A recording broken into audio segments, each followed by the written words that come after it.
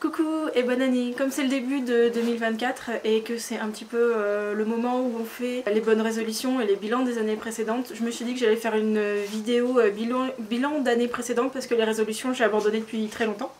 Donc si vous en faites, dites-le moi, mais moi j'ai arrêté. Je m'appelle Isabelle Arnay, je suis illustratrice et autrice de BD.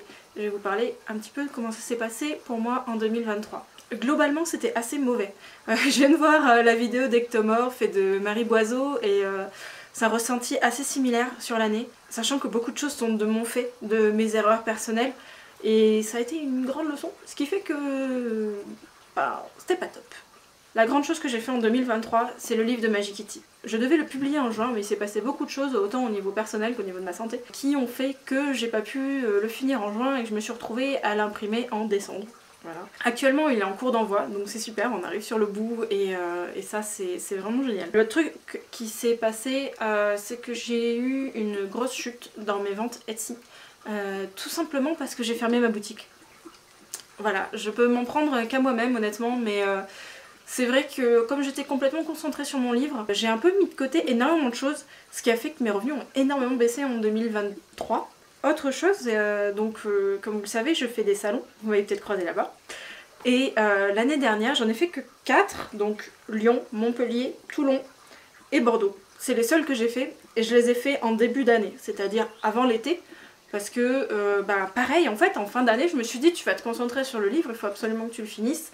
Et ce qui s'est passé, forcément, quand tu vas pas en salon pour vendre des trucs, tu vends rien, donc tu gagnes rien. Donc là aussi, en fait, ça a fait évidemment une grosse chute dans mes revenus en fin d'année. Et ce qui est fort dommage, parce qu'en plus, ce qui s'est passé avec les salons, c'est que j'ai enfin atteint un palier intéressant en termes de revenus, et j'aimerais bien confirmer ce palier l'année prochaine pour continuer à augmenter mes revenus en salon. C'est vraiment une source de revenus assez importante pour moi. Et puis surtout, j'adore y aller. Franchement, j'adore y aller, j'adore vous rencontrer, j'adore passer du temps autant avec les exposants qu'avec les visiteurs. C'est vraiment un super truc et ça m'a énormément manqué en fin d'année dernière. Il me tarde là, il y a Yggdrasil qui est à Lyon. Ça sera le 3 et le 4 février qui viennent. C'est quelque chose que j'attends avec grande impatience. En plus, je vais enfin pouvoir montrer le livre. Wouhou!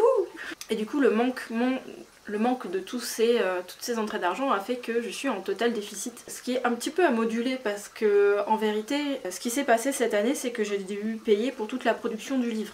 Donc c'est des sommes assez astronomiques, pour moi en tout cas, et qui n'ont pas été contrebalancées par des rentrées. Ce qui s'est passé, c'est qu'en 2022, j'ai gagné beaucoup d'argent parce que j'ai fait le Kickstarter, parce que j'ai reçu cet argent. Et en fait, en 2023, je l'ai dépensé, tout simplement. Donc forcément, quand on regarde le bilan financier, il est épouvantable, franchement. Mais bon, l'argent, techniquement, je l'avais pas, enfin, il était là depuis 2022, et j'ai juste attendu 2023 pour le dépenser, quoi. Donc c'est vrai que ça fait un peu peur quand on regarde, mais en vérité, c'est un peu logique. Du coup, j'espère quand même qu'en 2024, je serai dans le positif. On verra ça. En tout cas, j'ai prévu plein de salons pour compenser. Qu'est-ce que j'ai fait d'autre cette année qui était bien? Ah oui, le Uevember. Je me suis un peu décidée à la dernière minute.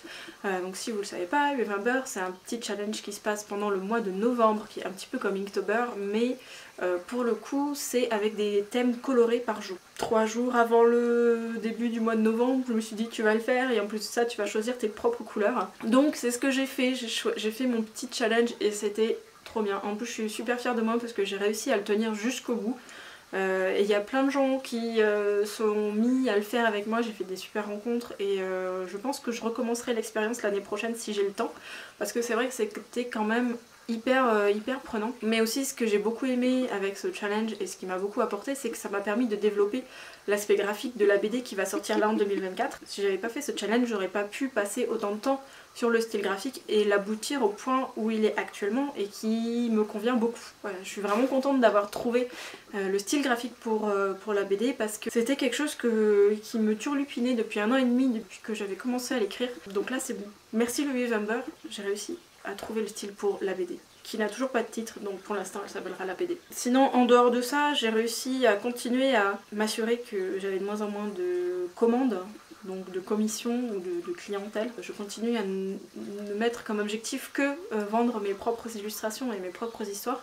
En vrai ça a plutôt bien marché, j'ai juste 1 ou 2 clients qui sont vraiment des clients on va dire de cœur, c'est-à-dire des gens que j'apprécie et avec qui j'aime travailler, mais j'ai pas pris de nouvelles personnes en 2023 et je pense que ça va continuer comme ça en 2024. Donc ça c'est à peu près tout pour le professionnel.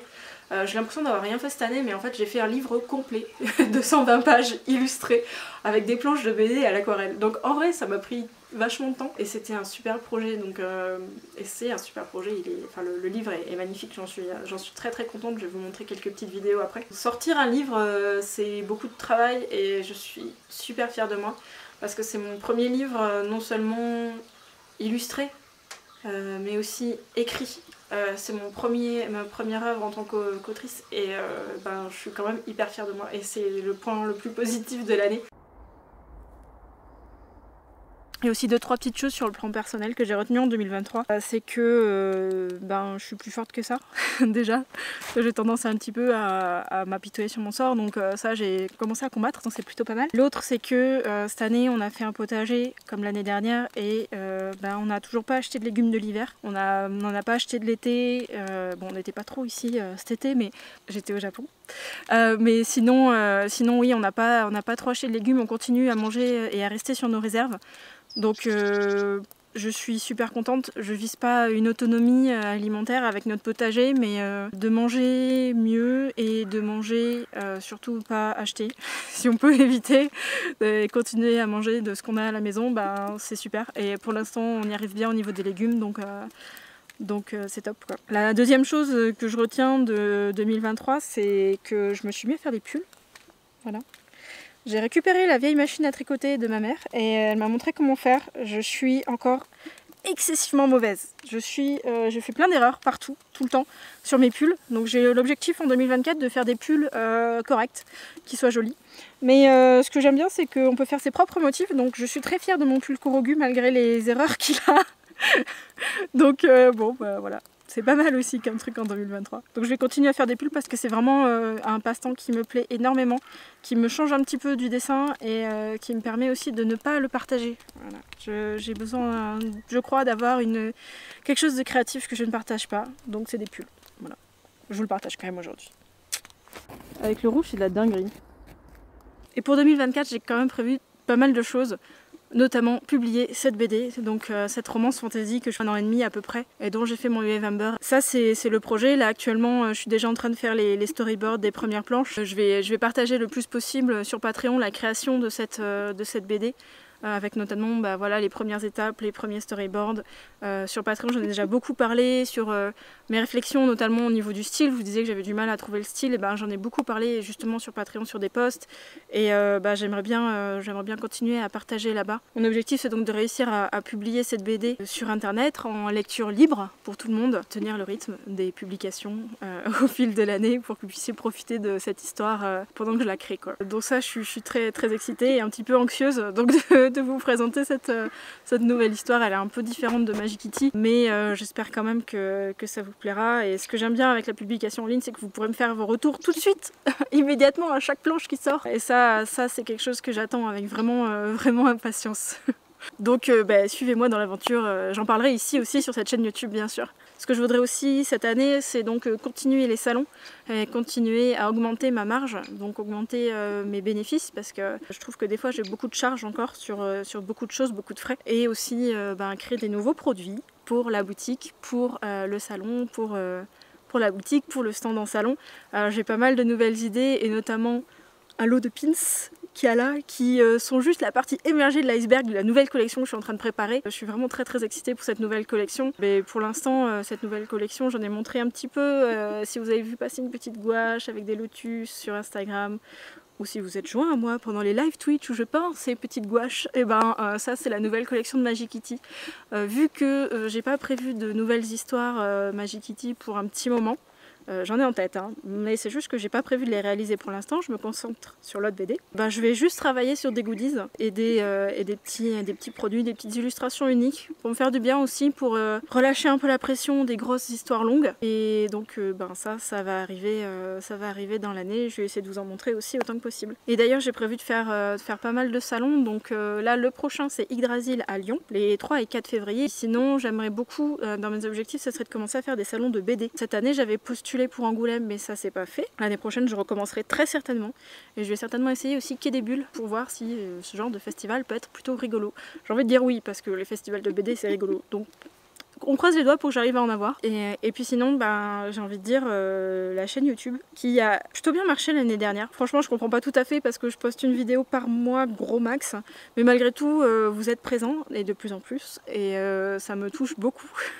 Ça me touche beaucoup parce que j'ai fait cette chaîne pour partager des choses avec vous. Et si vous êtes là pour les regarder et pour laisser un commentaire et me dire ce que vous en pensez, c'est juste génial. Donc bienvenue si vous êtes nouveau, et on se voit en 2024, on discute, on échange. N'hésitez surtout pas à venir me faire un coucou en salon, ça me fait trop plaisir.